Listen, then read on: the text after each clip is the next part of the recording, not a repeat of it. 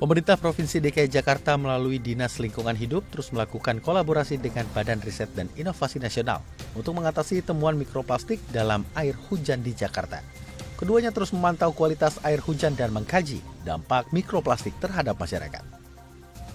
Hasil riset Badan Riset dan Inovasi Nasional atau BRIN mengungkapkan adanya partikel mikroplastik yang turun bersama air hujan di kawasan Jakarta. Temuan ini langsung disikapi serius oleh pemerintah Provinsi DKI Jakarta melalui Dinas Lingkungan Hidup. Sejak tahun 2022, DLH telah melakukan pemantauan rutin mikroplastik di lebih dari 60 titik perairan termasuk Teluk Jakarta, sungai, dan danau. Data hasil pemantauan ini menjadi dasar penyusunan kebijakan pengendalian lingkungan berbasis bukti ilmiah. Sementara itu, pihak BRIN menjelaskan fenomena mikroplastik yang terbawa udara dan jatuh bersama hujan tak hanya berasal dari sampah lokal, namun juga partikel lintas wilayah. Kami melakukan kajian mikroplastik di Muara Angke, di titik yang sama itu meningkat 5 kali lipat dari tahun 2015 ke 2022. Jadi memang ini jadi satu alarm buat kita. Bisa jadi nanti hasilnya ke depan, kalau misalnya ada mikroplastik di udara atau di air lagi, bisa jadi jumlahnya meningkat dengan proporsi yang berbeda. Karena kita ketahui sekarang bahwa konsumsi plastik masyarakat ini kita sehari-hari semakin bertambah.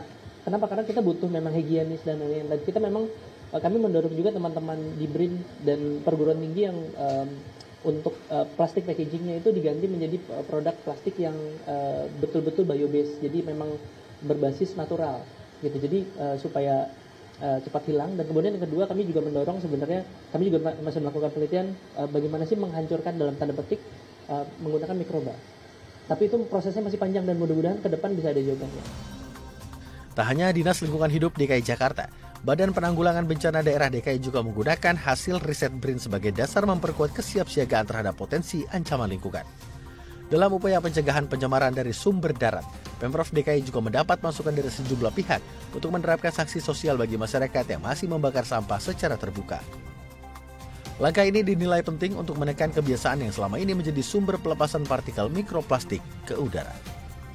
Iya, betul sekali, memang saya sepakat dengan usulan untuk pemberian sanksi sosial. Ini mudah-mudahan efektif untuk mengurangi open burning di masyarakat, karena memang walaupun tidak banyak, akan tetapi open burning di Jakarta juga masih ada. Dan saya harapkan selain dengan sanksi pengenaan denda, sanksi sosial juga bisa memberikan efek jera bagi masyarakat untuk tidak lagi melakukan open burning. Mikroplastik sendiri memiliki sifat seperti spons yang mudah menyerap zat berbahaya seperti logam berat dan mikroorganisme. Hasil penelitian BRIN menunjukkan air hujan di Jakarta mengandung mikroplastik dengan konsentrasi antara 3 hingga 40 partikel per meter persegi per hari. Dari sisi kesehatan, Dinas Kesehatan DKI mengingatkan bahwa paparan mikroplastik dalam jangka panjang dapat memicu gangguan serius.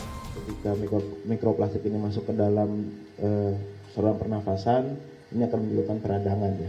Mungkin peradangan ini kalau bahasa awamnya perlukaan lah gitu ya. Jadi ada perlukaan-perlukaan kecil di saluran pernafasan, ini bisa menjadi kayak seperti ispa dan lain-lain.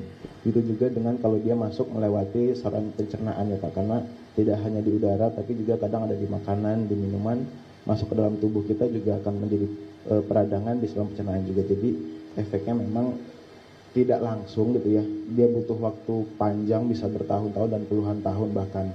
Nah, untuk efeknya ini tergantung dari ukurannya juga ya, ukuran mikroplastiknya. Kalau yang ukurannya besar, dia hanya nyangkut di saluran pernafasan maupun di saluran pencernaan, ya dia efeknya ada di situ ya.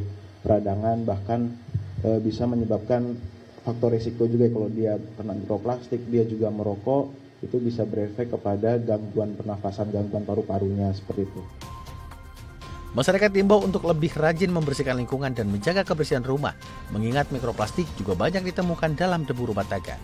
Melalui langkah kolaboratif lintas lembaga, pemerintah Provinsi DKI Jakarta berupaya menjadikan ibu kota sebagai kota yang adaptif terhadap perubahan iklim dan berkelanjutan bagi warganya. Dari Jakarta, Akbar Ramadan, Bambang Hadi, DAI.